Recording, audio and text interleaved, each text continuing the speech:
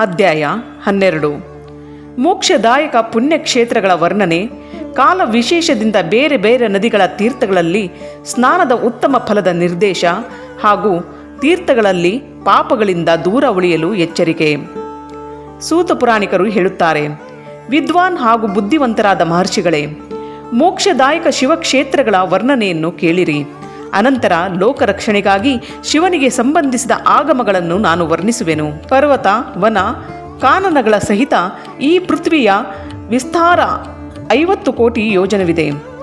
ಭಗವಾನ್ ಶಿವನ ಆಜ್ಞೆಯಂತೆ ಪೃಥ್ವಿಯು ಸಮಸ್ತ ಜಗತ್ತನ್ನು ಧರಿಸಿಕೊಂಡು ಸ್ಥಿರವಾಗಿದೆ. ಭಗವಾನ್ ಶಿವನು ಬೇರೆ ಬೇರೆ ಸ್ಥಾನಗಳಲ್ಲಿ ಅಲ್ಲಲ್ಲಿಯ ನಿವಾಸಿಗಳ ಮೇಲೆ ಕೃಪೆ ಮಾಡಿ ಮೋಕ್ಷಪ್ರದವಾದ ಶಿವಕ್ಷೇತ್ರಗಳನ್ನು ನಿರ್ಮಿಸಿರುವನು. ಕೆಲವು ಕ್ಷೇತ್ರಗಳನ್ನು ದೇವತೆಗಳು ಹಾಗೂ ಮಹರ್ಷಿಗಳು ತಮ್ಮ ನಿವಾಸ ಸ್ಥಾನವನ್ನಾಗಿಸಿಕೊಂಡು ಅವನ್ನು ಅನುಗ್ರಹಿಸಿದ್ದಾರೆ. ಅದರಿಂದ ಅವುಗಳಲ್ಲಿ ತೀರ್ಥತ್ವವು ಪ್ರಕಟವಾಯಿತು. ಬೇರೆ ಅನೇಕ ತೀರ್ಥಕ್ಷೇತ್ರಗಳು ಜನರ ರಕ್ಷಣೆಗಾಗಿ ಸ್ವಯಂ ಪ್ರಾದುರ್ಭವಿಸಿವೆ. ತೀರ್ಥಕ್ಷೇತ್ರಕ್ಕೆ ಹೋದಾಗ ಮನುಷ್ಯನು ಸದಾಕಾಲ ಸ್ನಾನ, ದಾನ ಮತ್ತು ಜಪ ಮುಂತಾದವುಗಳನ್ನು ಮಾಡಬೇಕು. ಇಲ್ಲದಿದ್ದರೆ ಅವನು ರೋಗ, ದರಿದ್ರತೆ, ಮೂಕತ್ವವೇ ಮುಂತಾದ ದೋಷಗಳಿಗೆ ಭಾಗಿಯಾಗುತ್ತಾನೆ. ಈ ಭರತ ವರ್ಷದಲ್ಲಿ ಮರಣ ಹೊಂದಿದವನು ತನ್ನ ಪುಣ್ಯಫಲದಿಂದ ಬ್ರಹ್ಮಲೋಕದಲ್ಲಿ ವಾಸಿಸುವನು. ಮತ್ತೆ ಪುಣ್ಯಕ್ಷಯವಾದ ಬಳಿಕ ಪುನಃ ಮನುಷ್ಯ ಯೋನಿಯಲ್ಲಿ ಹುಟ್ಟುವನು. ಪಾಪಿ ಮನುಷ್ಯನು ಪಾಪಗಳನ್ನು ಮಾಡಿ ದುರ್ಗತಿಗೆ ಹೋಗುತ್ತಾನೆ. ಬ್ರಾಹ್ಮಣರೇ, ಪುಣ್ಯಕ್ಷೇತ್ರದಲ್ಲಿ ಪಾಪವನ್ನು ಮಾಡಿದರೆ ಅದು ಇನ್ನೂ ದೃಢವಾಗಿ ಹೋಗುತ್ತದೆ. ಆದ್ದರಿಂದ ಪುಣ್ಯಕ್ಷೇತ್ರದಲ್ಲಿ ವಾಸಿಸುವಾಗ ಅತಿ ಸೂಕ್ಷ್ಮವಾದ ಸ್ವಲ್ಪವೂ ಪಾಪಗಳನ್ನು ಮಾಡಬಾರದು. ಕ್ಷೇತ್ರೇ ಪಾಪಸ್ಯ ಕರಣಂ ದೃಢಂ ಭವತಿ ಭೂಸುರಾಹ ಪುಣ್ಯಕ್ಷೇತ್ರೇ ನಿವಾಸೇಹಿ ಪಾಪಮಣ್ವಪಿ ನಾಚರೇತ್. ಸಿಂಧೂ ಮತ್ತು ಶತದ್ರು ನದಿಗಳ ತಟದಲ್ಲಿ ಬಹಳಷ್ಟು ಪುಣ್ಯಕ್ಷೇತ್ರಗಳಿವೆ. ಸರಸ್ವತಿ ನದಿಯನ್ನು ಪರಮ ಪವಿತ್ರವೂ 60 ಮುಖವುಳ್ಳದ್ದು ಎಂದು ಹೇಳಲಾಗಿದೆ. ಅರ್ಥಾತ್ ಅದರ 60 ಪ್ರವಾಹಗಳಿವೆ. ವಿದ್ವಾಂಸನಾದ ಮನುಷ್ಯನು ಸರಸ್ವತಿಯ ಆಯಾಯ ಪ್ರವಾಹದ ತೀರಗಳಲ್ಲಿ ನಿವಾಸ ಮಾಡಿದರೆ ಅವನು ಕ್ರಮವಾಗಿ ಬ್ರಹ್ಮಪದವನ್ನು ಪಡೆದುಕೊಳ್ಳುವನು. ಹಿಮಾಲಯದಿಂದ ಹೊರಟ ಪುಣ್ಯ ನದಿ ಗಂಗೆಯು 100 ಮುಖವುಳ್ಳವಳು. ಅದರ ದಡದಲ್ಲಿ ಕಾಶಿ, ಪ್ರಯಾಗ ಮುಂತಾದ ಅನೇಕ ಪುಣ್ಯಕ್ಷೇತ್ರಗಳಿವೆ. ಮಕರ ರಾಶಿಯಲ್ಲಿ ಸೂರ್ಯನು ಇರುವಾಗ ಗಂಗಾ ತಟದ ಭೂಮಿಯು ಮೊದಲಿಗಿಂತಲೂ ಹೆಚ್ಚು ಪ್ರಶಸ್ತ ಹಾಗೂ ಪುಣ್ಯದಾಯಕವಾಗುತ್ತದೆ. ಶೋಣಭದ್ರಾ ನದಿಯ 10 ಪ್ರವಾಹಗಳಿವೆ. ಅವು ಬೃಹಸ್ಪತಿಯು ಮಕರ ರಾಶಿಗೆ ಬಂದಾಗ ಅತ್ಯಂತ ಪವಿತ್ರ ಹಾಗೂ ಅಭೀಷ್ಟ ಫಲವನ್ನು ಕೊಡುವುದಾಗಿದೆ. ಆಗ ಅಲ್ಲಿ ಸ್ನಾನ, ಉಪವಾಸ ಮಾಡುವುದರಿಂದ ವಿನಾಯಕ ಪದದ ಪ್ರಾಪ್ತಿಯಾಗುತ್ತದೆ. ಪುಣ್ಯ ಸಲಿಲೆ ಮಹಾನದಿಯಾದ ನರ್ಮದೆಗೆ 24 ಸ್ರೋತಗಳಿವೆ. ಅವುಗಳಲ್ಲಿ ಸ್ನಾನ ಹಾಗೂ ಅವುಗಳ ತಟದಲ್ಲಿ ವಾಸಿಸುವುದರಿಂದ ಮನುಷ್ಯನಿಗೆ ವೈಷ್ಣವ ಪದದ ಪ್ರಾಪ್ತಿಯಾಗುತ್ತದೆ. ತಮಸೆಗೆ 12 ಮತ್ತು ರೇವಾ ನದಿಗೆ 10 ಮುಖಗಳಿವೆ. ಪುಣ್ಯಮಯ ಗೋದಾವರಿಗೆ 21 ಮುಖಗಳೆಂದು ಹೇಳಲಾಗಿದೆ.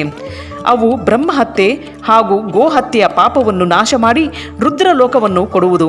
ಕೃಷ್ಣವೇಣಿ ನದಿಯ ಜಲವು ಅತ್ಯಂತ ಪವಿತ್ರವಾಗಿದೆ. ಆ ನದಿಯು ಸಮಸ್ತ ಪಾಪಗಳನ್ನು ನಾಶ ಮಾಡುವಂತಹುದಾಗಿದೆ. ಅದಕ್ಕೆ 18 ಮುಖಗಳನ್ನು ಹೇಳಲಾಗಿದೆ ಹಾಗೂ ಅದು ವಿಷ್ಣು ಲೋಕವನ್ನು ಕರುಣಿಸುವಂತಹುದು. ತುಂಗಭದ್ರೆಗೆ 10 ಮುಖಗಳಿವೆ. ಅದು ಬ್ರಹ್ಮಲೋಕವನ್ನು ಕೊಡುವಂತಹುದು. ಪುಣ್ಯ ಸಲಿಲೆಯಾದ ಸುವರ್ಣಮುಖಿಗೆ 9 ಮುಖಗಳೆಂದು ಹೇಳಲಾಗಿದೆ. ಬ್ರಹ್ಮಲೋಕದಿಂದ ಮರಳಿದ ಜೀವಿಗಳು ಅದರ ತೀರದಲ್ಲಿ ಹುಟ್ಟುತ್ತಾರೆ. ಸರಸ್ವತಿ ನದಿ, ಪಂಪಾ ಸರೋವರ, ಕನ್ಯಾಕುಮಾರಿ ಹಾಗೂ ಶುಭಪ್ರದ ಶ್ವೇತ ನದಿ ಇವೆಲ್ಲವುಗಳು ಪುಣ್ಯಕ್ಷೇತ್ರಗಳಾಗಿವೆ. ಇವುಗಳ ದಡದಲ್ಲಿ ವಾಸಿಸುವುದರಿಂದ ಇಂದ್ರಲೋಕದ ಪ್ರಾಪ್ತಿಯಾಗುತ್ತದೆ. ಸಹ್ಯಾದ್ರಿ ಪರ್ವತದಿಂದ ಹೊರಟ ಮಹಾನದಿ ಕಾವೇರಿ ನದಿಯು ಪರಮ ಪುಣ್ಯಮಯಿಯಾಗಿರುವಳು. ಅದಕ್ಕೆ 27 ಮುಖಗಳೆಂದು ಹೇಳಲಾಗಿದೆ. ಅದು ಸಮಸ್ತ ಅಭೀಷ್ಟ ವಸ್ತುಗಳನ್ನು ಕೊಡುವುದು. ಅದರ ದಡದಲ್ಲಿರುವವರು ಸ್ವರ್ಗಲೋಕವನ್ನು ಪಡೆಯುವರು ಮತ್ತು ಬ್ರಹ್ಮ ಹಾಗೂ ವಿಷ್ಣುವಿನ ಪದವನ್ನು ಪಡೆಯುವರು.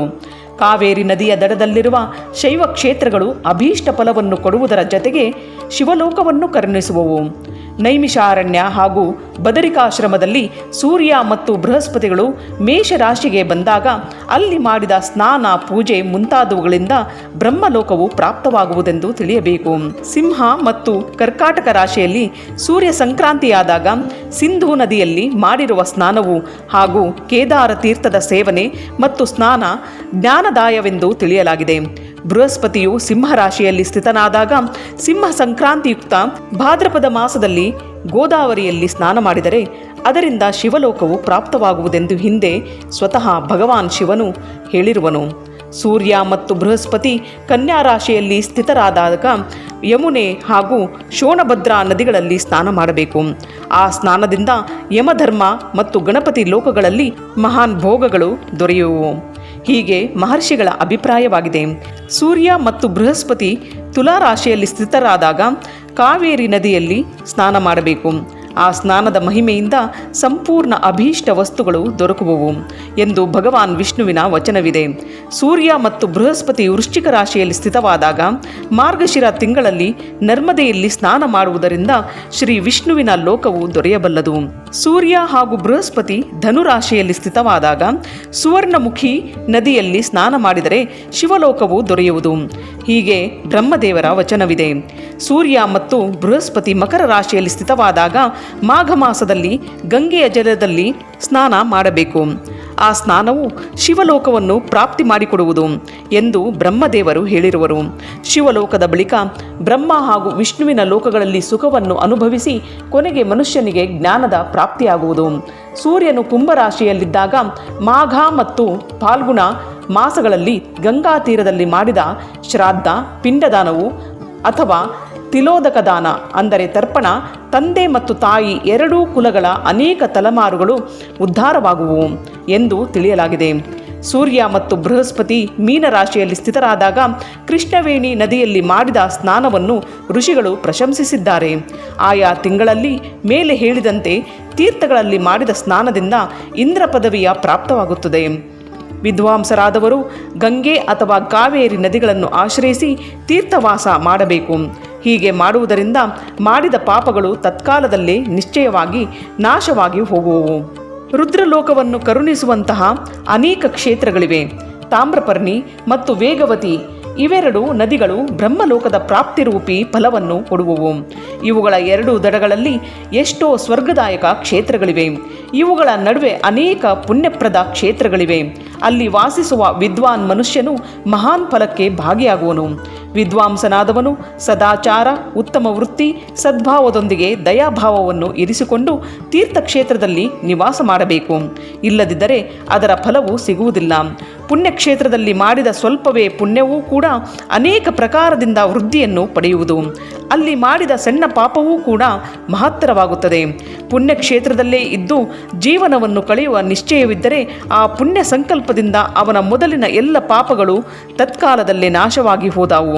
ಏಕೆಂದರೆ ಪುಣ್ಯವನ್ನು ಐಶ್ವರ್ಯದಾಯಕವೆಂದು ಹೇಳಲಾಗಿದೆ. ಬ್ರಾಹ್ಮಣರೇ, ತೀರ್ಥಕ್ಷೇತ್ರ ವಾಸಜನಿತ ಪುಣ್ಯವು ಕಾಯಿಕ, ವಾಚಿಕ, ಮಾನಸಿಕ ಎಲ್ಲ ಪಾಪಗಳನ್ನು ನಾಶ ಮಾಡಿಬಿಡುತ್ತದೆ. ತೀರ್ಥದಲ್ಲಿ ಮಾಡಿರುವ ಮಾನಸಿಕ ಪಾಪವು ವಜ್ರಲೇಪವಾಗುತ್ತದೆ. ಅದು ಅನೇಕ ಕಲ್ಪಗಳವರೆಗೆ ಬೆನ್ನು ಬಿಡುವುದಿಲ್ಲ. ಪುಣ್ಯಕ್ಷೇತ್ರೇ ಕೃತಂ ಪುಣ್ಯಂ ಬಹುಧಾ ವೃದ್ಧಿ ಮೃಚ್ಯತಿ, ಪುಣ್ಯಕ್ಷೇತ್ರೇ ಕೃತಂ ಪಾಪಂ ಮಹದನ್ವಪಿ ಜಾಯತೆ, ತತ್ಕಾಲಂ ಜೀವನಾರ್ಥಾಂಚೇತ್ ಪುಣ್ಯೇನ ಕ್ಷಯಮೇಷ್ಯತಿ, ಪುಣ್ಯಮೈಶ್ವರ್ಯದಂ ಪ್ರಾಹುಃ ಕಾಯಿಕಂ ವಾಚಿಕಂ ತಥಾ ಮಾನಸಂ ಚ ತಥಾ ಪಾಪಂ ತಾದೃಶಂ ನಾಶಯೇದ್ ದ್ವಿಜಾಃ, ಮಾನಸಂ ವಜ್ರಲೇಪಂ ತು ಕಲ್ಪಕಲ್ಪಾನುಗಂ ತಥಾ. ಅಂತಹ ಪಾಪವು ಕೇವಲ ಧ್ಯಾನದಿಂದಲೇ ನಾಶವಾಗುತ್ತದೆ, ಅಲ್ಲದೆ ಇಲ್ಲ. ವಾಚಿಕ ಪಾಪವು ಜಪದಿಂದ ಹಾಗೂ ಕಾಯಿಕ ಪಾಪವು ಶರೀರವನ್ನು ದಂಡಿಸುವುದರಿಂದ ಕಠೋರ ತಪಸ್ಸಿನಿಂದ ನಾಶವಾಗುತ್ತದೆ.